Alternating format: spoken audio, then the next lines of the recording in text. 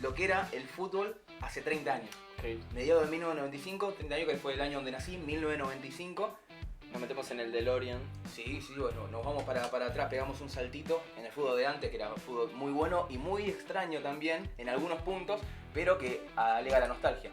Ahí estamos viendo. Lo que era el fútbol hace 30 años. Un poquito, ¿no? Contame si querés. A partir de... Es el disparador. No, pero claro, a partir del video de Davo. Exactamente. Yo igual siempre quise hablar de esto y justo dio la casualidad que Davo tuvo un encuentro con estos youtubers españoles que yo los veía, no me acuerdo ahora el nombre, que me disculpen. Yo los veía, pero no me acuerdo el nombre de los españoles porque veía reacciones del Barça. Entonces ellos estaban ahí, pero habló de lo que era esto, lo que era la ley Bosman y cómo esto cambió el paradigma del fútbol. Pero bueno, primero quiero contarte qué pasaba antes de esta ley Bosman, qué fue la ley Bosman y qué pasó después. Porque hay gente por ahí, mucha gente que no lo conoce o que por ahí escucha el nombre y dice, sí, ley Bosman lo conozco, pero no sabe bien qué pasó, cómo fue. Pero bueno, te cuento cómo era el fútbol antes. Para que te des una idea, hasta 1995, mitad de 1995, el Real Madrid solamente tenía 6 Champions. Y la última la había ganado, ahí dice, en 1966. Dios. Hace casi 30 años no ganaba una Champions. Después la terminó ganando en el 98. Claro. Una más con Butragueño, pero estaba en la delantera, que no me acuerdo, de la quinta del Buitre, que era el gran equipo del Real Madrid. ¿Qué más? El mejor equipo en cuanto a títulos internacionales era Independiente. Pero mirá que es esa tabla. Esa era la tabla hasta 1995. Bajísimo. Ahora el Real Madrid tiene 35 títulos internacionales ahora. X Buyer nos dicen acá que era el youtuber. Ahí está, él era. Espectacular, gracias. ¿Quién nos dijo? Elena, gracias. Lo que sucedía, acá en 1995 que se instaló el apodo de Rey de Copas. Porque fue claro, el equipo primero ya era 12. con más títulos No, internacionales. el primero ya era 12, que es lo que dicen los hinchas independientes. Por eso Así mismo, Boca lo pase, sigue siendo el Rey de Copas porque es el primero ya era 12. Claro, ese también es un buen momento para... Bueno, al final también voy a hablar de algo, pero ese por qué le dicen Rey de Copas es por eso, porque fue el primero en llegar a 12 títulos internacionales. El último campeón internacional, el último campeón del mundo fue Vélez, que le ganó al Milan. Hablaré de eso en un ratito. ¿Sí? Sí. Bueno, no voy a ahondar mucho ahí, pero bueno, el Vélez de Turo Flores, de Chilavé, que ganó la Copa Internacional con Bianchi. Y en ese momento, algo para nombrar, un dato también que estaba acá, que lo tengo acá anotado, es que, bueno, había hablado del Real Madrid, que en ese momento también, que no lo puse en la placa, pero que, por ejemplo, el Nottingham Forest tenía más Champions que el Chelsea, que la Juventus y el Barcelona, hasta 1995. El Nottingham Forest de Inglaterra, que también tenía más títulos internacionales que títulos nacionales. Tiene 2 Champions y no tiene ninguna Premier League ni ligas inglesas. Parecido el defensa de ellos. Claro, una cosa así. Es el defensa de Es el defensa de Inglaterra. Exactamente. Lo que decimos acá de Vélez es que en ese momento le había ganado al Milan en el historial. En el historial de la UEFA de Europa con la Conmebol Sudamericana está 20-13 a favor de Sudamérica. O sea, Sudamérica lo tenía de hijo a Europa por 20 partidos a 13. No, pero como si los youtubers españoles dicen que Sudamérica siempre fue peor que Europa. ¿Cómo puede ser que en el historial de las Copas Intercontinentales, la más importante del mundo en ese momento, estaba arriba de Sudamérica? No puede ser. Hace solo, es más, menos, porque después no tengo el dato de cuándo es que lo termina pasando, pero bueno, seguramente después, lo que sucedió que después de la ley Bosman lo terminó pasando, pero estaba 20-13, o sea, lo teníamos de hijo a los europeos de una manera catastrófica. Sí, bueno, para ver, me decís. Este me encanta. El Sevilla no tenía Europa League. Bueno, sí, dato. Primero porque tampoco existía en Claro. sí la Europa League, se llamaba Copa UEFA y el último que la había ganado en el 95, o el último campeón, porque en ese momento se estaba jugando nuevamente la Copa, pero el campeón vigente era el Parma. Ok. El Parma del Tino Asprilla, del Gianfranco Sola, Sensini y un jovencísimo Buffon. Después vino Crespo, después vino Cannavaro, pero en ese momento estaban estos jugadores, así que el Sevilla no tenía ni siquiera una Copa UEFA en su momento. Wow. Hoy situación inimaginable, ¿no? Todos asociamos casi que... Es como Real Madrid Champions, en este momento Palmeiras Flamengo Copa Libertadores, Sevilla Europa League. Más allá de que hace unos años que no la compite. Algo que me gusta un dato, porque siempre cada vez que hablamos de fútbol tenemos que hablar de ellos dos. Y sí. En 1995 Messi recién arrancaba a jugar en Newell's y ahí lo tenemos a un jovencísimo Cristiano Ronaldo ya con una cara de ganador, de una cara de hambre, de gloria tenía ese nene, que estaba jugando en el Andorinha de Madeira. Antes de que lo vea el Nacional de Madeira y lo pesque, y después iba a pasar todo lo que pasó, el Sporting de Portugal y todo. Pero en ese momento estaban jugando en las ligas juveniles de su barrio, por así decirlo. Ahí nos dicen que la Copa UEFA era más o menos lo mismo que ahora. Sí, más o menos, pero bueno, Sevilla no tenía y no hay que dejar de destacarlo, digamos. Claro, hoy cada vez que hablas de Europa League es Sevilla, y antes no existía la Europa League, era Copa UEFA y el Sevilla no tenía ninguna. Dios, terrible. Ahí estaban entonces Messi y Cristiano Ronaldo. Juancito. Y vamos a arrancar, bueno, el Balón de Oro en ese momento era Risto Stoichkov, del Barcelona. Ok. Bueno, acá quiero pararme un cachito. Me interesa la aclaración, porque los sudamericanos no podían ganar el premio. Exactamente. ¿Les gustaría, les coparía que hagamos algo sobre quiénes debieron ganar el Balón de Oro? No quiénes lo ganaron después, porque hubo un par de retroactivos, si no me equivoco. Sí, lo había pasado que France Football había dicho quién tendría que haber ganado los Balones de Oro antes de que lo ganen solamente los europeos. Y obviamente Pelé, Maradona, Garrincha, Kempe, por ahí aparecían, que eran los que en una lista no oficial que France Football, la revista, tiró. Pero podríamos hablar de eso, de además de ellos, que lo vamos a nombrar, quién tendría que haber ganado por ahí el Balón de Oro realmente. Pero bueno, ahí tenemos a Hristo Stoichkov, el búlgaro, que había ganado el Balón de Oro por lo que hizo con Barcelona. Y en ese momento los máximos ganadores eran Van Basten, Cruyff y Platini con 3. Lo habían ganado, hablando de sudamericanos, por ejemplo, Di Stefano y Sívori. Di Stefano pero nacionalizados. Pero era español e italiano, respectivamente. Después de acá también pasa algo que lo termina, ahí sí creo que en los 2000, creo que es Ronaldo el primero que lo gana, pero no va parte de eso. Acá tenemos el preludio, entonces, es lo que hablamos de lo que sucedía con el tema de los extranjeros en los equipos europeos. Antes los equipos europeos, que es algo también impensado, solamente podían tener 5 extranjeros en el equipo. Solamente 5. Y era más o menos dependiendo de la liga, podías tener 3 extranjeros en cancha y 2 más que hayan estado más de 5 años en la ciudad o en el club y que hayan jugado los juveniles. Ahí podías tener 5, pero en la cancha solamente 3. Soulen Juventus contaría. Bueno, acá por ejemplo, Soulen Juventus contaría como un jugador extranjero, pero que estuvo varios años. Claro. Leo Messi. También un montón de casos, bueno, los de Patria Potestad, ponerle por ejemplo. Diego Martínez. Lo que hablamos de Patria Potestad, podían contar, pero que decía, eran solamente 5 extranjeros, 3 en cancha y 2 que hayan jugado por lo menos las juveniles. Y acá justamente tenemos 2 ejemplos de lo que pasaba en ese momento. El Barcelona de 92, que había ganado la Champions, tenía a Koeman de Holanda, a Laudrup de Dinamarca y a Stoichkov, que lo vimos recién, ganador de Balón de Oro de Bulgaria. Todos los demás españoles. Todos españoles después. Y después el Milan, que ganó 2 años después la Champions, tenía a Desailly de Francia, a Savicevic de Yugoslavia, que había ganado la Champions con la Estrella Roja de Belgrado, que eso también sucedía antes, que habían equipos desconocidos que podían tener la posibilidad de ganar la Champions y tenían una buena generación de futbolistas. Y es Bonimir Boban, que era de Yugoslavia, pero en ese momento ya se había separado y era el nuevo Croacia en el 94. Me gusta New Croatia. Sí, era en inglés. Bueno, pero pará, ahí me interesa entonces. Claro, hoy es inimaginable, porque hoy vemos, por ejemplo, el Bayern Múnich es el equipo que tiene más nacionales en su plantel, porque cuenta con Neuer, Kimmich, pero después ya empezás con David Upamecano, te aparece, por ejemplo, Alphonso Davies, te aparecen, en la delantera te aparece Coman, Harry Kane, entonces Olise, ya tenés 5 ahí solo en el 11 titular. Sí, eso pasa todavía en Sudamérica, que tenés eso de los 5 extranjeros y por ahí podés liberar un cupo. Creo que son 6 ahora igual. Son 5 más 1. 5 pueden firmar planilla y uno puede estar dando vueltas. Y podés liberar si tenés la ciudadanía argentina o cosas como esa. Pero este es el ejemplo de lo que sucedía en esa época, antes de 1995, agarramos los 2 casos más recientes. Bueno, ni hablar en la Premier. Bueno, en la Premier hay un dato ingleses. Ok. ¿Cuántos ingleses por equipo sacas hoy en día? Y mamita, pues Joe Gómez es el mejor inglés del Liverpool en ese momento, creo. O Rhys James, capaz. No, pero Liverpool, digo, del Liverpool. Liverpool, sí. En Chelsea sí, tenés Rhys James. En el City tenés a Cole Palmer. En el Chelsea también, sí. En el Arsenal tenés un par, pero... Bueno, en el Real Madrid también. En un momento que estaban quejándose porque el Barcelona alimentaba a la selección de España y el Real Madrid no, pero el Real Madrid solamente tenía a Carvajal. Con Carvajal con problemas físicos hoy que tenés... O Nacho, pero Nacho tampoco era un buen jugador. Ceballos.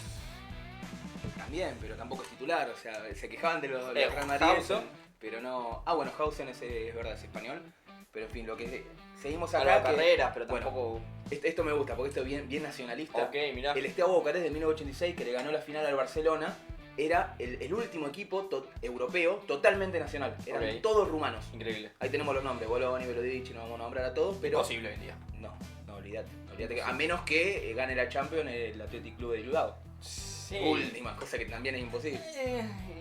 Y no, porque por ahí no tiene a Laporte. Tiene el asterisco. No, Laporte es español técnicamente, pues está nacionalizado, pero así como Laporte está nacionalizado español y para mí es español, Iñaki Williams está nacionalizado ganés. Y sí.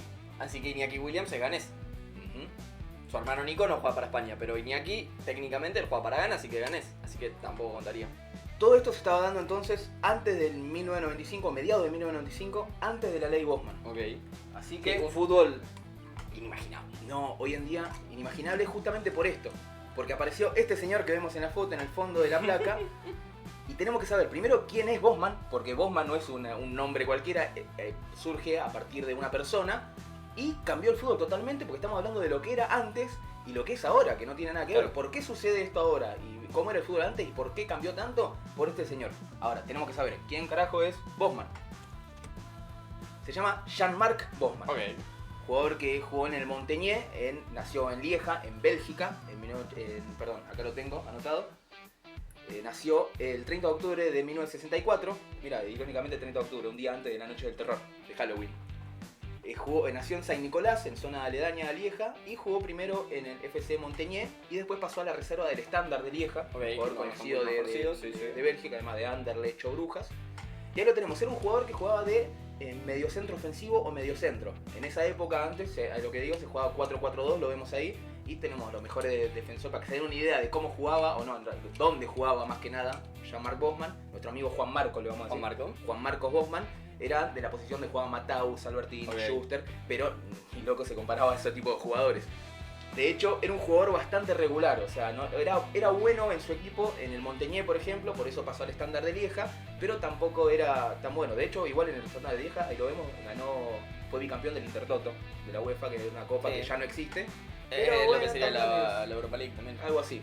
Era como una especie de Europa League o mientras en el Copa. Chat nos siguen tirando de por leyes. De por leyes, sí. Hashtag de por leche, por favor. ¿De por leches? De por leyes. No, ok. No, me asusté.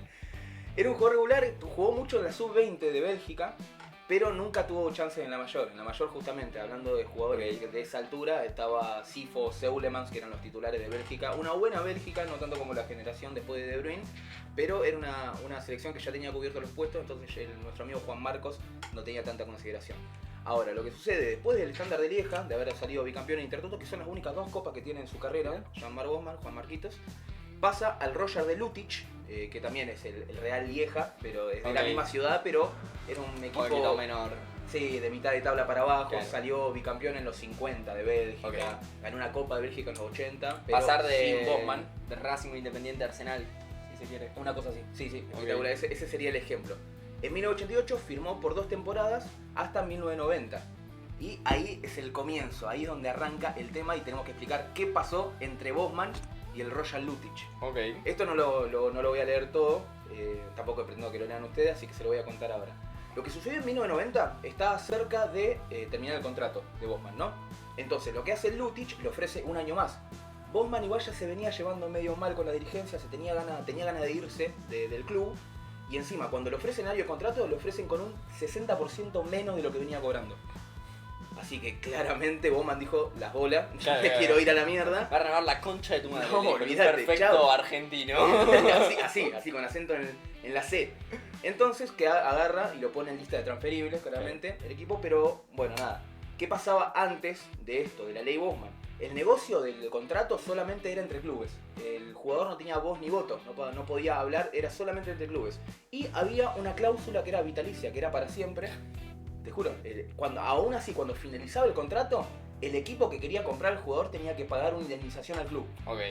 Y ahí no importa si ya estaba vencido el contrato. Si ya no era si ya había vencido el contrato, esa cláusula de indemnización quedaba fija para siempre. Vos querés a mi jugador, pagame a mí esta cantidad de plata y te lo llevas, además de la transferencia y después negociar el contrato con el jugador o el sueldo del jugador. ¿Cuánto había puesto el Lutich? Era 11.743.000 francos belgas. Se fue a la belga un poco con el precio, ¿no? En ese momento era bastante plata. El Dunkerque de Francia, que estaba en la B de Francia en ese momento, quiere al jugador, llega a un acuerdo con el Lutich. Ahí ya no hay mucha información de cómo se dio esa reunión, pero el Lutich llega a un acuerdo, pero parece que después le nombra el tema de la indemnización y cuando le dijeron, 11 millones de francos, dijo el Dunkerque. Yo voy a pagar esto. No, demasiado, dijo el Dunkerque. Entonces se rompe la negociación, obviamente Bosman se queja. Y nada, además el Lutich lo que hace con Bosman es lo aparte del equipo. No juega más, porque es así, o sea, como era un contrato vitalicio, aun por más que vos termines el contrato con el equipo, seguís perteneciendo al equipo, por más de que no tengas contrato. Entonces, hasta que alguien no ponga los 11 millones de francos belga, no cobrabas sueldo y no jugabas. Era una locura. Terrible. Obviamente, ¿qué hace Bosman? Demanda al equipo a la mierda. Claro. No solamente demanda al equipo, sino que demanda a la Federación Belga, a la UEFA y a la FIFA. Claro, por permitir lo que estaba pasando, digamos. Exactamente, por no decir nada. Y además, bueno, algo que violaba claramente el derecho laboral del jugador. Así que pasa esto, se da la demanda y llega el juicio, que es el 20 de septiembre de 1995. O el juicio, como nos quedó en la... El famoso juicio. El famoso juicio, porque es en belga. El famoso juicio de Bosman, muy conocido como... El juicio de... Estaría bueno, de vos, que sea bien. Bosman.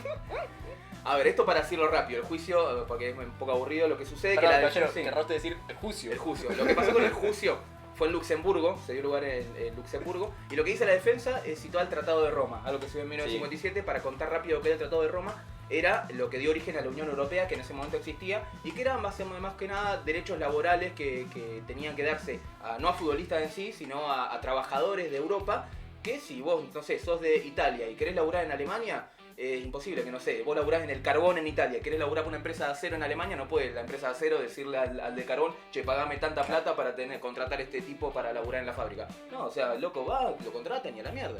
Y hablando de eso, los equipos de fútbol que eran profesionales en ese momento, también entraban dentro de lo que es empresas. Entonces, nada, o sea, es como laburar en una fábrica, laburás en un club de fútbol. Entonces tenía que aplicarse el Tratado de Roma también en el fútbol, es lo que decía la defensa.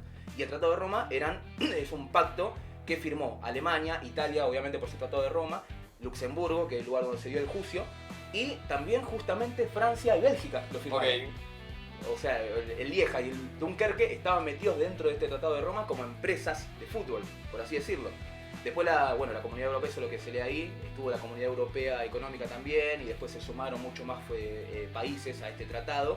Estuvo Reino Unido, pero después se fue por el Brexit, bueno, ya eso ya es economía política, ya mucho más adelante, pero bueno. No solamente eran esos países firmantes, sino que después se fueron sumando más, por eso este Tratado de Roma se hizo mucho más grande y por eso hay mucho más futbolistas, pero esto vamos a ir más adelante. Así que bueno, estableció la libre circulación de trabajadores dentro del país que estén ligadas a la Unión Europea. O sea que ya estaba esa cuestión de jugador comunitario. Claro. No sé si lo explicamos ahora. Obviamente eso es lo que es. El fallo, obviamente con esa defensa fue como listo, me clavaste un gol al ángulo, claro. Tiene que ser así. El tribunal falló a favor de Bosman. El famoso juicio. El famoso juicio. Sí, el fallo del juicio terminó así. Percibió ilegales y contradictorias las indemnizaciones, claro. Que era algo que no lo vio ni la FIFA ni la UEFA, que era algo que se daba y quedó por sentado, pero era ilegal, según el Tratado de Roma. Designó la ciudadanía europea como nacionalidad única, y ahí está el comunitario. Desaparecía entonces así el cupo extranjero.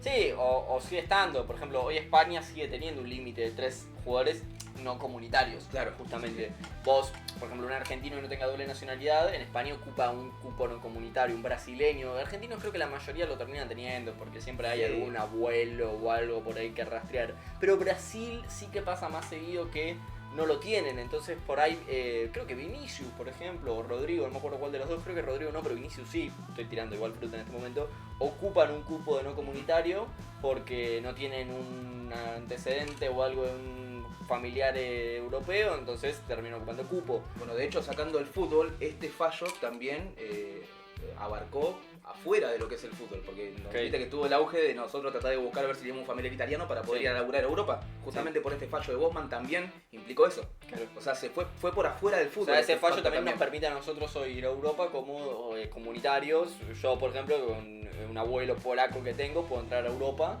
y quedarme todo el tiempo que quiera como ciudadano europeo. Porque este fallo no fue más que nada fútbol, sino que fue de derechos laborales. Claro. Más que nada. Por eso, pero terminó afectando directamente al fútbol. Cambió el futbolista en este momento. Cambió el fútbol por completo. Claramente. Bueno, eso no desaparece en totalidad, como dijiste vos, el cupo extranjero, pero facilitó mucho más el tema de contratación de jugadores, que lo vamos a ver ahora. Es que imagínate un fútbol argentino donde vos puedas contratar a cualquiera que tenga nacionalidad sudamericana. Te cambia la vida, porque te vas a gastar pequeños cupos en algún jugador africano, en algún centroamericano, en algún europeo, Boca tiene a Herrera, por ejemplo, en este momento, pero los jugadores uruguayos no te van a ocupar cupo, los colombianos no te van a ocupar cupo, los brasileños no te van a ocupar cupo, los chilenos, que hay muchos en este momento, no te van a ocupar cupo, ecuatorianos, y bueno, cambiaría por completo las reglas del juego, pero eso también tiene radicalmente distinto. Muchas consecuencias igual, y también por ahí se puede hablar de lo que el club, de los socios, entonces por ahí vamos a ir viendo adelante el tema de las consecuencias que puede llegar a tener eso este fallo mismo acá en Sudamérica. Porque sí, por algo no pasa esto ahora y se sigue manteniendo, por lo menos en Sudamérica, este tema. Y alguna negativa en Europa también yo creo que tuvo, pero si querés lo tratamos. Sí, lo vamos a ver ahora en las consecuencias. Sí, y bueno, sí. Como cuarto punto de este fallo del juicio es que los jugadores sin contrato podían negociar directamente con los clubes ya. Nace la figura del agente libre o jugador libre. Exactamente. Así que bueno, vamos a eso. Justamente la primera consecuencia fue esto. Facilidad de los clubes en exportar jóvenes talentos. Búsqueda directa de mayor calidad en el mercado exterior sin tanto coste. Y ahí tenemos el caso de Edgar Davids, nuestro amigo de anteojos, el holandés, que fue el primer jugador libre en la historia. Mira. Pasó del Ajax, que había salido campeón en el 94 de la Champions, y pasó al Milan como agente libre sin ningún tipo de peso, solamente negociando el sueldo con el jugador holandés. Claro. Sí, y ahí es lo que vos decís, la captación de talento en mercados mucho más baratos. Sí, hoy en día hay clubes que se nutren y se dedican a agarrar talento así. No sé, el Borussia Dortmund es un especialista en captar talento joven, pero equipos como el Brentford, el Nottingham Forest, incluso el Aston Villa, el Estrasburgo en Francia, el Betis en España, Sevilla en su momento, cuando Monchi estuvo en su mejor momento, fueron equipos que lo que mejor hicieron fue agarrar esos jóvenes talentos y potenciarlos. Después también, como todo en el fútbol, como todo en la vida, se termina desvirtuando y aparece el City Group. Claro. Y es una multiempresa con 20 clubes que va chupando talentos de nombramos. todo el mundo. Y bueno, ya ahí es cualquier cosa. Y de hecho, este tema en cuanto a las consecuencias clubes terminaron adaptando esto como proyecto deportivo, como lo vimos anteriormente en el stream con Defensa y Justicia. Claro, exactamente. O el Borussia Dortmund, como dijiste también, que era potenciar Sí. jugadores y comprar jóvenes talentos y después venderlos por mucha más plata de lo que lo compraron. Lewandowski, Marco Royce, Ahí un montón. Sí. Dembélé lo compran en Sancho 20 también. y lo venden en 120. Sancho casi que lo hacen debutar en primera ellos y lo terminan vendiendo a una millonada al Manchester United, lo terminan volviendo encima. Pero incluso jugadores que tampoco hicieron la mejor carrera del mundo, pero que fueron muy funcionales para el equipo, como Piszczek. Sí, lateral de polaco. Burki, los arqueros suizos en general, ¿La Burki y el otro cuál era? Kobel. Cobel. Siempre me olvido Cobel. Gundogan. Son el mismo equipo, Sí. el mismo jugador. Como Hitz y Sí, Sommer. Soldado y Negredo. Negredo y Llorente Llorente también. por más Llorente que lo distingue su paso, algunos pasos, pero también son otras personas. Pero bueno, esto ponele que es una consecuencia positiva para Davids en este Sí. caso, que bueno, si no lo iba a mantener el Ajax hasta saber dónde, porque era un jugadorazo y tenía que, si eran 11 millones de francos belgas por Bowman, imagínate por Davids, que era casi la misma posición de juego encima. Acá tenía que pagar una fortuna No, para no. irse o renovar contratos casi que obligadamente. Se quedaba toda y con 60% menos por Claro, ahí, claro. para aprovecharse de eso. Eso ponele que es algo positivo. Después lo negativo por ahí son las consecuencias en cuanto a la diferencia entre el fútbol europeo y el fútbol sudamericano. Ahí ya arranca la diferencia, donde jugadores jóvenes, en este momento vemos a Agüero, Independiente, que se fue al Atlético de Madrid muy joven, Saviola de River a Barcelona, el Piojo López, que estuvo jugando en Racing y se fue joven para Valencia, y Walter Samuel, que se fue en ese momento para Roma. Pero estamos viendo así la diferencia de calidad, que bueno, te robás el talento joven, los saqueás a los jugadores, no solamente, como dijiste, por ahí a equipos que terminan llegando a una final de Champions como Borussia Dortmund y los equipos grandes terminan sacándote todos esos jugadores, Claro. o como hace el Bayern Múnich, que también es un proyecto deportivo del Bayern Múnich, sacarle los mejores jugadores al equipo de la Bundesliga. Por eso es que el Bayern Múnich siempre gana 15 Bundesliga de una, porque les saquea a las estrellas a los equipos de abajo. Y es lo que Sí. sucedía entre Europa y Sudamérica, claramente por la diferencia económica que tienen. Sí, ni hablar. Y bueno, ni hablar ya con África, por ejemplo. Con África es directamente un choreo. Sí. Te dejamos 2 pesos y un par de pelotas de fútbol y nos llevamos a 10 de tus mejores jugadores. Bueno, sí, gran oferta. Sí, eso también es un punto que fue dándose más adelante en consecuencia, porque hay un mínimo caso también de un mini Bosman después en los 2000. Acá dicen que me pero vamos encanta a escuchar, nombrarlo los un poquito. chicos saben un montón. Bueno, gracias, tratamos de estudiar para cada tema un poquito. Para nada es mi mamá ella. Que me dice, sí, hijito, lo haces hermoso. Gracias. Nos quedamos sin agua, no sé si nos podrán... Más con... Sí, ahora vamos... producción. Sí. Money. No, pero el mate tiene, yo te seguro más. ¿Tiene? Ah, ok. Sí. Desplazamiento, esto es otra de las consecuencias que tiene. Lo que había nombrado antes acerca de lo que era lo impensado hoy, los futbolistas nacionales dentro de un equipo, y hablaste de la Premier League. Sí. En este caso, antes de este caso particular, vamos a hablar de lo que era el desplazamiento de las canteras, de las juveniles. Obviamente, con la economía del club se terminó derivando más para los derechos de televisión en ese momento, que era algo en potencia, y también, obviamente, en inversión de sueldo y transferencia a jugadores. Entonces, se terminó perdiendo un poco el tema de las juveniles, por eso es tan valorada la Masía del Barcelona, en su momento, porque eran todos, y justamente el Barcelona para mí es el que hizo ganar el Mundial a España. Y sí, Iniesta, Xavi, porque eran todos el Madrid y el Barcelona. Si fuera por Real Madrid, lo que decimos, no hay ningún español en el Real Madrid. ¿Quién sacó el Madrid ese equipo? Y Casillas, Sergio Ramos, ponele porque era el era el Sevilla. Casillas, Arbeloa, Xavi Alonso. Y sí, es más, Xavi Alonso, ponele. No sí, Real Sociedad, Real Madrid, está ahí. Lo que decimos con eso, bueno, terminó ocupando el dinero para ese tema, esas cosas, y entonces también lo que sucede es que los juveniles, lo perjudica a los juveniles porque tiene que empezar a competir con jóvenes talentos. Claro. Es una locura. Y ahí se da, por ejemplo, un caso que no lo puse acá, pero lo había visto hace poco, que Neymar en su momento había jugado en la reserva de Real Madrid, fue a prueba de Real Madrid. Sí. No jugó en la reserva en sí, fue a prueba de Real Madrid, y estuvo Pablo Sarabia también en un jugadorcito así que es conocido, pero terminó quedándose afuera porque Real Madrid en ese momento, que también lo voy a nombrar ahora, sabemos cómo es el proyecto deportivo y la transferencia que hace el Real Madrid. Que yo no juzgo, para mí... Lo hizo toda la vida igual. Mientras vos tengas claro cuál es tu proyecto, que para mí es el problema actual del Real Madrid, que no tiene claro cuál es su proyecto, mientras vos tengas claro que apuntamos a esto, está perfecto. En realidad el Real Madrid en un momento puso la tendencia de ese proyecto de comprar las figuras. Con esta limitación que había antes de Bosman, vos comprabas al mejor en la posición que necesitabas. Por eso Barcelona le faltaba un medio, compraba a Schuster de Alemania o a Ronald Koeman en defensa. Sí, pero no podías comprar, nos faltan 5 jugadores, no, compremos 10. No, eso también es una consecuencia también del mercado de pases actual. Y yo calculo que inflaba un poquito los precios de los jugadores nacionales. Por ejemplo, si vos tenías 5 jugadores, bueno, igual los jugadores ingleses hoy en día son muy caros también, pero si vos tenías 5 o 6 grandes en Inglaterra y los 6 grandes necesitaban 20 y pico jugadores ingleses, iban a ser carísimos los jugadores ingleses. Entonces vos tenías un paquete que solo por ser inglés y jugar de lateral derecho valía capaz que 10 veces más de lo que debería valer, y un lateral derecho, no sé, argentino, era imposible que llegue a jugar en la Premier League, porque ¿quién iba a apostar por un lateral derecho que ocupaba cupo de no comunitario o de extranjero en este caso, ya porque era todo, en la Premier League? Era absurdo. Sí, olvídate. Y por eso también puede pensarse ahora, fuera de este guión que tengo, de la consecuencia de Inglaterra, que no sale campeón de nada porque justamente no le da aura a las canteras. Bueno, y Italia, bueno, también. Y por eso Alemania, poner que hablaste del Bayern Múnich, que son el que más jugadores nacionales tiene, que siempre es el candidato a ganar el Mundial. Sí, bueno, es que para mí el tema de Italia pasa un poco por acá. Italia no tiene una escuela, una cantera, digamos, como dirían los españoles, al nivel de la Masía o al nivel de las que tiene Alemania, o incluso al nivel no de historia, pero de guita actual que ponen los ingleses. Entonces termina cayendo o sacan un talento, no sé, Sandro Tonali, si se quiere, o que al final se terminó desperdiciando. Sí, bueno, ahí anda. O empezar a chupar un poquito jugadores de otro lado. Fíjate que el 9 de Italia es Matteo Retegui. Sí.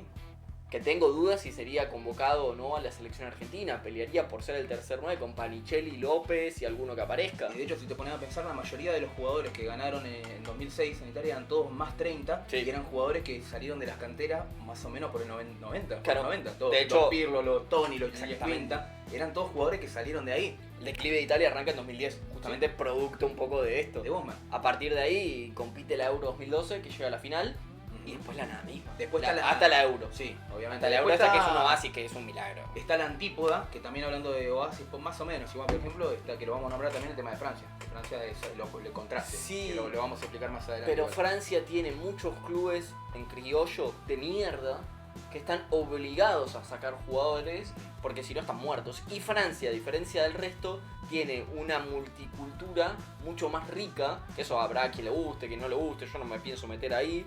Lo que digo es que la realidad es que Francia tiene muchos jugadores de doble nacionalidad, que son primera generación de franceses, que le aportan un plus enorme a su selección. Y que son franceses. Kylian Mbappé nació en Francia, nació en París, muchacho, no es africano. Pero le aporta muchísimo al fútbol francés desde su otra parte, desde su ascendencia. No es, incluso Zidane era primera generación de franceses que sus padres eran argentinos. Sí. Entonces ya desde 2006, incluso ya antes, tenés jugadores que van, en 98 en realidad cuando van a Zidane, mostrando un poco que lo de Francia iba a ir por ahí. Ya en el 98 está Lilian Thuram, por ejemplo. Sí. Entonces un poco Francia se veía venir a dónde apuntaba y a dónde apuntaba su proyecto. Volviendo entonces a lo que es Inglaterra, tenemos este caso espectacular que pasó el 26 de diciembre de 1999, durante el Boxing Day, que lo conoce el Boxing Day de la Premier, donde el Chelsea jugó con Southampton y presentó un 11 titular sin ningún inglés. Okay. No hubo un inglés en cancha. Ahí vemos la foto porque es la foto del partido y te nombro los jugadores. El arquero es Ed de Goy de Holanda. Defensas tenemos a Albert Ferrer de España, de Sailly de Francia, Le Bouf también de Francia y Babayaro de Nigeria, lo tenemos ahí. Después tenemos mediocampista a Petrescu de Rumania, que jugaba en el Steaua Bucarest, que lo habíamos nombrado antes. Deschamps de Francia, Didier Deschamps. Di Matteo de Italia, que ganó la Champions después con Chelsea. Y Gustavo Poyet, el uruguayo. Y los delanteros eran Gianfranco Sola, que venía del Parma, y Tore Andeflo, que era de Noruega. Ok. Ese era ningún inglés, no jugaba ningún inglés. Después había otro, Dennis Wise, creo que era inglés, que jugaba también la mayoría de los partidos. Había ingleses en el Chelsea, pero la particularidad fue este partido en el 99, donde no había ningún tipo de inglés. Algo que hoy no nos sorprendería para nada. De hecho, probablemente haya pasado en esta Premier League unas cuantas veces, no con el Chelsea, pero no nos enteramos. Si hoy hay un equipo europeo que presenta un 11 sin jugadores nacionales, pasa de largo. Sí. No nos sorprende, pero para nada. Bueno, estamos hablando de las consecuencias de lo que dejó la ley Bosman después de la sentencia del juicio en el 95, en septiembre del 92, diciembre. Me va a hacer reír cada vez que lo diga. Jucio Bosman. De diciembre del 95. Ahí lo tenemos a los Galácticos del Real Madrid, su figura, Sí. que fue el proyecto también de comprar todas las figuras y claramente es el efecto dominó, entre más competencia, más inversión y más brecha, en diferencia de los jugadores que tienen plata y compran estrellas para poder competir, porque por ahí hoy pasa, el Manchester City se compró tantos jugadores, entonces el PSG tiene que también comprar jugadores para poder competirle al otro equipo. Entonces es lo que sucedía con el Real Madrid, que bueno, ganó la Champions en el 98, después el Barcelona también había ganado en el 94 y empezó a crecer el Barcelona, entonces yo para competir al Barcelona tengo que empezar igual el Barcelona venía muy mal al principio de los 2000, pero para poder competir en Europa y volver a ganar una Champions, que en ese momento, esto era 2005, ya no ganaba una Champions hace casi 10, 7, 8 años, entonces tengo que comprar figuras para poder competir de nuevo en Europa. Y es lo que hacía el Real Madrid. Y en muchos otros equipos que terminaron acrecentando la diferencia de calidad entre uno y otro. Después hablamos de la medida UEFA, esto también es más vamos a hablarlo muy por encima. No, pero me gusta, es un tema que me gusta, sobre todo el último. En la Champions del 2016 fue un par de medidas también hablando de lo que eran los jugadores de reserva y los jugadores que tenían que tener en sus equipos. Y hablaba de la obligación de 8 jugadores formados en el club, que tenían que que tenían que tener 3 años de la cantera y que hayan jugado entre los 15 y 21 años, o que hayan jugado en otra cantera de otro club, 3 años también. Pero nada, esto no pasaba, no cambiaba demasiado porque aunque esta medida se puso en vigencia, aún así estábamos hablando de no jugadores nacionales, o sea, podían seguir siendo extranjeros. O sea, son 3 años en cantera, entre 15 y 21 años, pero podía ser de cualquier nacionalidad, así que era una medida que mucho no movía. Después estaba la UEFA Assist, que también impulsó temas de infraestructura para mejorar las edificaciones, la educación, las canchas, todo de las juveniles, pero también sin tocar el tema de nacionalidades porque sería algo medio inmoral hablar de no, si vos sos del Real Madrid jugás solamente con españoles, pero dejas afuera a, por ejemplo, no sé, gente de África o de Europa. Sí, pues aparte ya estaba la ley que te obligaba a reconocer como jugador nacional a cualquier jugador europeo. Sí, por eso o era que algo tenga nacionalidad europea. Que era difícil de modificar y es algo justamente difícil de modificar de acá a imposible. Mucho tiempo, ya para mí va a ser imposible. Sí. Y el tema de los clubes de Estado, esto seguramente te vas a sumar conmigo, sí. Que el tema presupuestal y todo el fair play financiero que es en cuanto a los clubes de Estado que meten inyección de dinero zarpado en los clubes, eso también trató de hacerse una medida. Tampoco tocaba demasiado mucho en cuanto a lo que podías hacer en los jugadores nacionales para cada equipo, pero muchas gracias. Llega el mate, se renueva. Sí, ahí justamente la primera aparición de club de Estado, entre comillas, es el Chelsea. De la mano de Abramovich, un oligarca ruso que pone toda la torta en el Chelsea. Sí, bueno, esa foto de la titulares que fueron en el 99 fue 4 años antes que lo cumpla, claro. Compre Abramovich. A partir de ahí es un crecimiento bestial, empezaste ya la final de Champions, ganando la primera en 2011-2012. Entonces, primero es Abramovich, después es de la mano del Paris Saint-Germain y del Manchester City, que un poco empiezan a transformar el panorama europeo como lo conocemos hoy, y a partir de ahí ya se te empiezan a meter el PIF con Arabia Saudita, que intentó también comprar el Manchester United. Estuvo en el Newcastle también, un grupo árabe también. Sí, el PIF. Inter con los chinos, que también empiezan fuerte. Los estadounidenses llegan al fútbol muy fuerte, haciendo un desembarco sobre todo en Liverpool. El Real Madrid y el Barcelona, que sin ser sociedades anónimas ni clubes de Estados, funcionan como tales. Entonces ya a partir de ahí te cambia por completo el panorama del fútbol europeo. Bueno, y para hablar más o menos en característica de lo que era esta medida de fair play, decía que un club no podía gastar más del 70% del presupuesto y que se tenía que dividir solamente en marketing, transferencias, salario y comisión de agentes. Después no podía tener pérdida de 5 millones en 3 años, tenía que controlar las pérdidas en cuanto a esta inversión también para regular el tema de la inversión. Y la regla del 1 a 1, que básicamente es, o sea, lo que ingresás, lo gastás. Es eso nada más, no puedes gastar más de lo que ingresás. Eso era el tema del fair play financiero, que lo sufrieron varios clubes. Sí, echa la ley, echa la trampa, igual, porque el Manchester City, por ejemplo, el Manchester City es un club que gasta, no sé, 200 millones y está, ponerle que el periodo le va a dar pérdidas de 50 millones de euros en esos 3 años. Aparece Peluquería Abu Dhabi, Peluquería Unisex Abu Dhabi, dice, yo quiero sponsorear al Manchester City con 50 millones de euros. Y uno dice, ¿estás seguro de Peluquería Abu Dhabi puede sponsorear a Manchester City con 50 millones de euros? Sí, toma mi plata. Y ahí está. Entonces, o no sé, las multipropiedades. Por ejemplo, ¿cuál es el equipo? El Udinese está con pérdidas, entonces el Watford compra un jugador del Udinese en 30 millones de euros y al año siguiente el Udinese compra otro jugador del Watford en 30 millones de euros y los dos son del mismo dueño y uno dice, ¿estás seguro que esto pasa? Sí, vos confía en mí. Bueno, Chelsea, justamente con el Manchester City, con Girona también. Chelsea, Estrasburgo, City, Girona, es como que echa la ley, echa la trampa. Hoy en día hay muchísimos agujeros y aparte de FIFA y de UEFA hay cero intención de arreglarlo. Por eso hablamos de estas consecuencias, que ponerle que son medidas que por ahí dentro del marketing lo que veo, bueno, la UEFA trata de hacer algo, pero no, al fin y al cabo en estos 3 puntos más grandes perdón, de lo que es de estas medidas, al final no pasa naranja. Es que el fair play financiero vino a ser una cuestión NBA de decir, no, vamos a cortar con la hegemonía de los clubes que ponen toda la plata y que esto pueda, que el Ajax pueda competir en una Champions, que el Borussia Dortmund pueda competir, que el Bayer Leverkusen pueda competir, que todos puedan competir de igual a igual. Mentira. Sí. Al fin y al cabo, hoy el fútbol europeo por lo menos es una carrera de ver quién pone más plata, que la tenés que poner bien. Sí, por supuesto, porque, no sé, el Manchester City en los últimos 2 años puso muchísima plata, mal, y pagó caras las consecuencias. Pero hoy en día es eso, es ver quién pone más plata y tenés que más o menos acertar 4 o 5 refuerzos y sos campeón. Olvídate. Justamente hablando de esto, bueno, no lo puse en la placa porque se me fue del guión, pero una consecuencia directa en cuanto a la compra de estrellas, la medida de UEFA, todo, porque hay una inyección de plata, entonces lo que sucede es que al final terminan hoy en día ganando siempre los mismos. Y si lo que tiene más plata, hoy en día es imposible ver una estrella roja de Belgrado ganando una Champions. Bueno, es que uno sorprende, o sea, fíjate lo lejos que ya no está quedando, van a ser 10 años este año, del Leicester campeón. Y creo que es el último campeón sorpresa, porque después tomamos como sorpresa el Bayer Leverkusen, que es el tercer o cuarto equipo en importancia en Alemania. No sé, como si acá ganara o como si en Brasil ganara Corinthians. Bueno, eso no es una sorpresa, muchachos.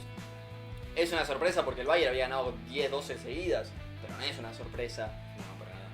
La última sorpresa fue el Leicester y ya son 10 años. Nos queda lejos. En España, ¿vos ves posible que hoy un Elche pelee una liga? Pero pelee en serio una liga.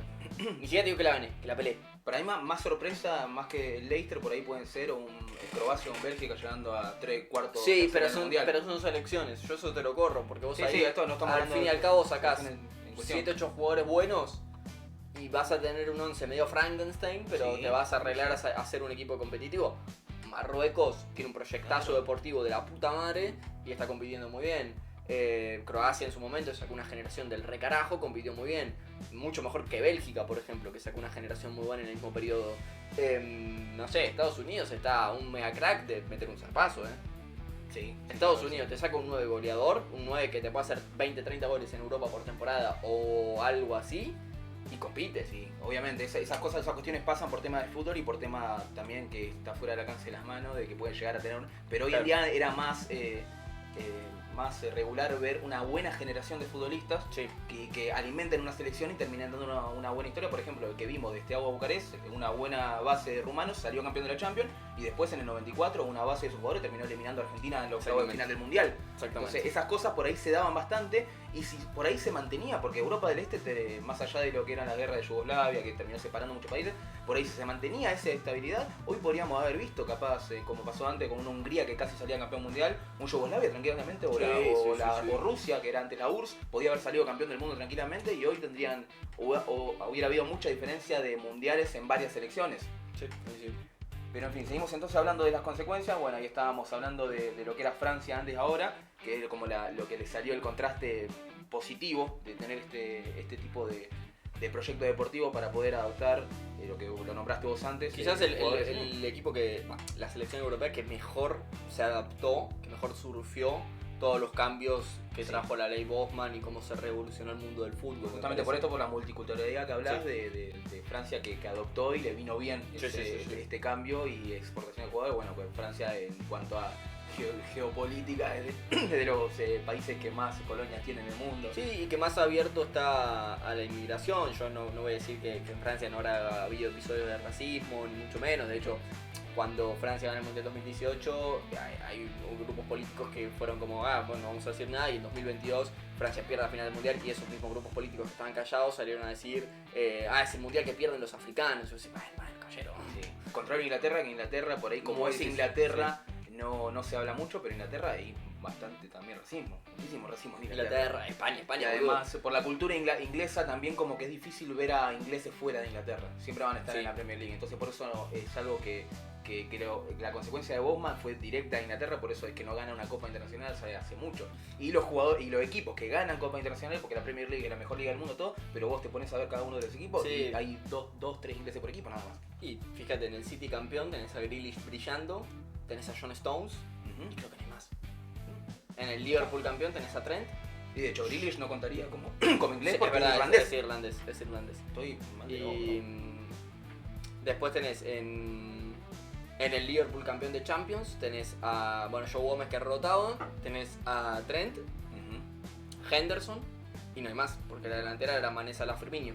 Sí, antes lo tenía a Milner, pero ya Milner rotaba. No rotaba, estaba pero rotaba. No era titular, la mitad de la cancha era Fabinho, Henderson y Wijnaldum, que le hace los goles al Barça.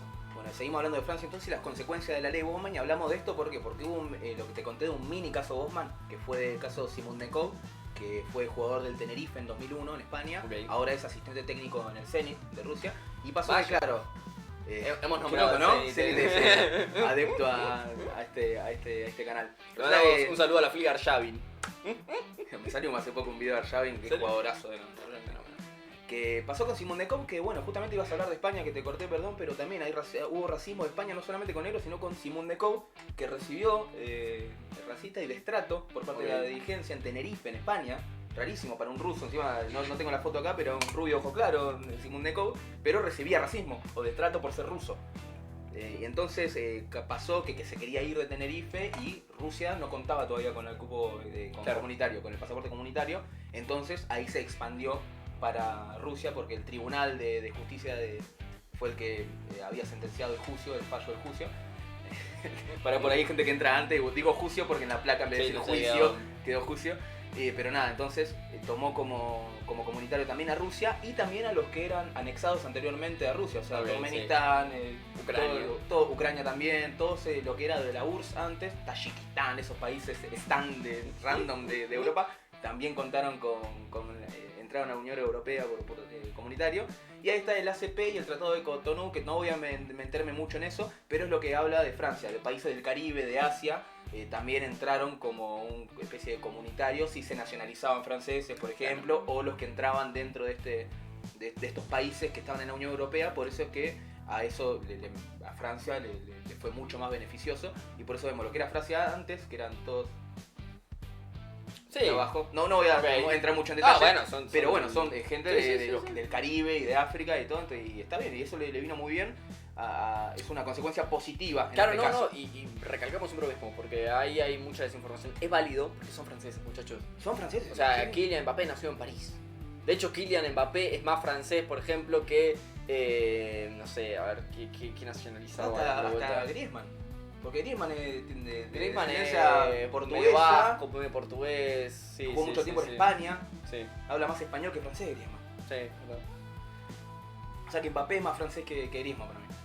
O sea, hay que ver la historia de cada uno, pero sí, no, olvídate, es lo que sucede, en este caso una consecuencia positiva. Hablamos antes de Davis, que se fue del Ajax al Milan, que fue positivo para él porque si no iba a estar clavado en el Ajax toda su vida, porque era un jugadorazo y tenías que pagar antes una indemnización al club para poder sacarlo de ahí, vitalicio encima. Claro. O sea, Davis iba a estar en el Ajax hasta que se jubilase. Sí, o retirate o renová con nosotros o por menos plata, porque lo que le pasó a arreglate. Después, ¿qué más? Para ir cerrando, es una de las consecuencias también, la pérdida de valor y de honor. Hoy en día, bueno, pasaba con Máger Carrizo, por ejemplo, y ahí lo tenemos en la foto al ex jugador de River, que por ahí tienen el sueño de irse a Europa por plata directamente, o para vivir en Europa más que por el fútbol en sí. Antes pasaba con Sudamérica, que vos te quedabas en Sudamérica y jugabas toda la vida como Bocini en Independiente o Pelé en el Santos, que no se iban de ahí y no querían ir a Europa porque era mejor jugar en Sudamérica que en Europa antes. Sí, o jugadores que por lo menos llegaban a brillar en el fútbol argentino. Para mí este caso de Echeverri, si querés Mastantuono también, son paradigmáticos. Te agregaría por ahí en la ecuación al Coro Barco, que son jugadores que no llegamos a prácticamente ver en el fútbol argentino. También. Hasta, y hay muchos más, no, es simplemente por no extendernos al pedo nombrando. Que no llegamos a ver brillar en el fútbol argentino. Pero que hablábamos antes con Agüero con Independiente. Exactamente. Que tendría que ser ídolo Independiente Agüero, pero como se fue tan joven no llegó a jugar. No llegó a jugar un torneo entero. No solo por una cuestión de agradecimiento a sus clubes, porque a ver, también el Mastantuono podrá decir, bueno, yo dejé 45 millones en River y fui una de las ventas más caras. Si no la más cara, hablamos de guita y no de logros deportivos. Exactamente, entonces es el hincha contador que aparece ahí el hincha contador, que a mí mucho no me gusta. Lo detesto. Vos tenés que ver que tu equipo gane, que la pelotita entre, que gane títulos y después cómo estén los números del club, que se ocupe el contador, que se ocupe la CD. Yo no voy a ver un mango de lo que... Más, de hecho yo tengo que pagar al club para poder ir a ver a mi club jugar a la pelota, por eso quiero que la pelotita entre. Y yo no voy a festejar un superávit, caballero. No, por Dios, la Copa Superávit no existe. Entonces, para mí un poco pasa por ahí también esa pérdida de disfrute del fútbol, de decir, saqué un pibe que es crack, mi equipo sacó un pibe que es crack, voy a poder disfrutarlo, no te digo 10, 4 o 5 años, no existe. Vos sabés que hoy sacás un buen jugador y ¿cuánto va a durar? 1, 2 años como una bestialidad, 2 años. Capaz porque tuvo una lesión en el medio. Sí, o porque realmente quiso hacer el camino. Por ejemplo, Julián cuando duró en River, son 3 años, si no me equivoco. Aparece muy chico, pero en plenitud, que es 2019, 2020 la pandemia y 2021. Claro. Ya en 2022 se va. Pero tuvo que pasar una pandemia mundial. El jugador en el club. Pero es lo que digo, honor y lo que pasaba, que se perdió eso, querer irse a Europa al toque porque conviene mucho más. Antes hasta en el fútbol argentino había poco movimiento. Tengo el caso de Bernabé Ferreira que jugó en River, que lo quería All Boys porque All Boys en los 50 quería hacer la gran Real Madrid y comprar futbolistas que hayan sido figuras ya grandes porque no podía poder pagarlo. Y Bernabé Ferreira dijo, no, yo soy de River, yo me quedo en River, me voy por All Boys. Claro.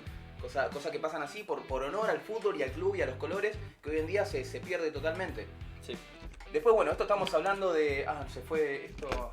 Bueno, estábamos hablando de Bosman. Esto era de... Creo que sucedió con Bosman, que pasó eso, que era el contrato que terminaba, querían pagarle menos, entonces demandó a los clubes. Entonces vamos a pensar qué pasó con Bosman después de esto.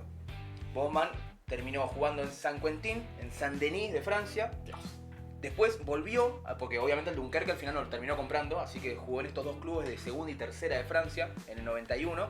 Volvió a Bélgica en el 93 en el Charleroi de Bélgica. Muy conocido. Y después Vissé de 1995. Y se retiró a los 32 años.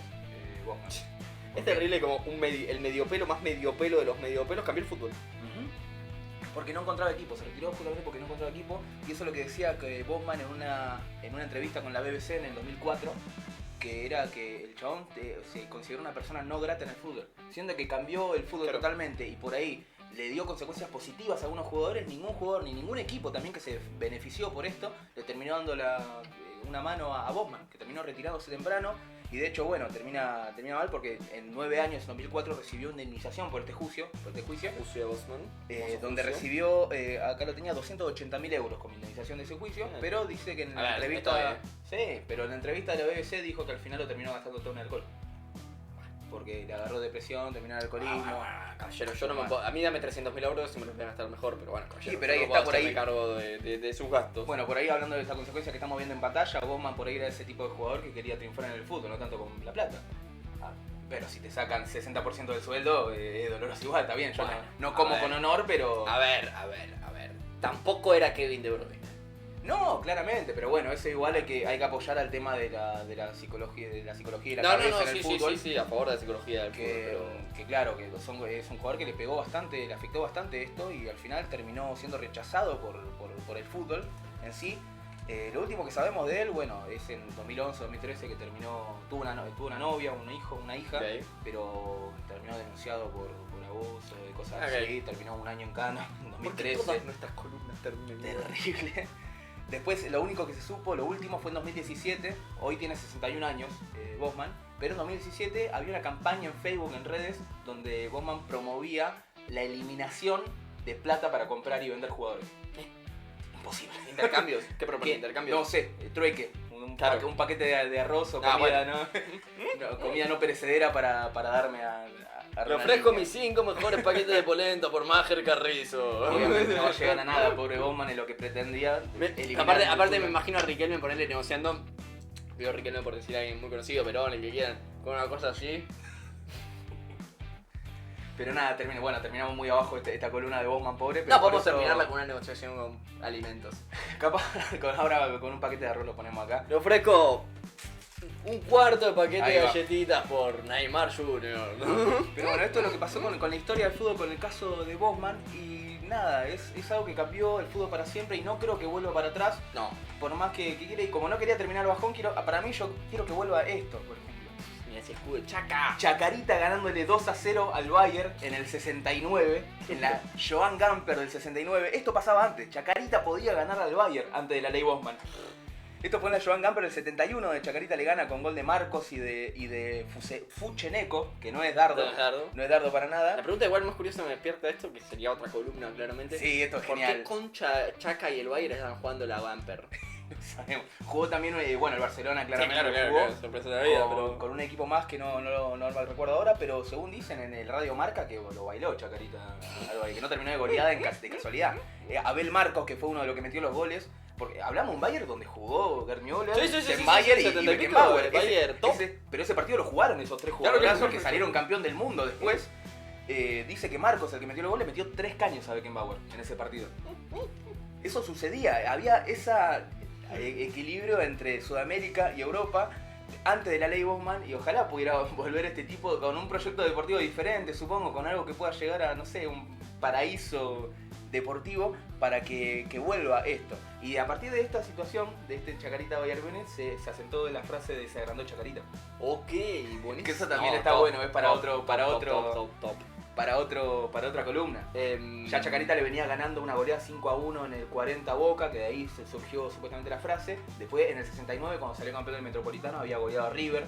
De ahí también se dijo, se agrandó Chacarita, ¿te acordás? Y después de acá se asentó. El se agrandó Chacarita terminó imprimiéndose por este partido. Y ojalá vuelva en un momento esto de que Sudamérica le pueda pelear a Europa. Que desde la ley Bosman, desde este siglo para acá, no pasó más, a menos varios casos aislados, bueno, lo de Boca con las Intercontinentales, o Porto por ahí, si vamos a Europa ganando una Champions. Sí, Corinthians ganándole al Chelsea, pero era un Chelsea flojísimo. Pero poco ya... Flamengo peleó una, pero no alcanzó. La última, de hecho, la pelea, pero tampoco alcanza. Pierden penales con el PSG. Yo tengo 2 preguntas para cerrar, si te parece bien. Sí, a ver. 1. ¿Quién serían los 2-3 mejores equipos del mundo hoy en Europa sin ley Bosman? O sea, con 3 extranjeros por equipo. Eso estaría bueno, sí. ¿Quiénes serían? ¿Barça? A ver, Barça seguramente. Bayern, que son 2 de los 3 mejores equipos del mundo. Y acá viene Inglaterra no podemos ir. Es que el Arsenal no, porque el Arsenal depende muchísimo de su talento extranjero. De hecho, sus grandes figuras, salvo Bukayo Saka, son todas extranjeras. El PSG no tampoco, porque tiene varios. Tiene Dembélé, tiene Barcolás, Aire-Emery, Chevalier, pero que es discutido, los Hernández, bueno, igual ahora uno se fue. Habría que ver quiénes quedan en reserva, que por ahí no tenemos el dato rápido ahora, pero...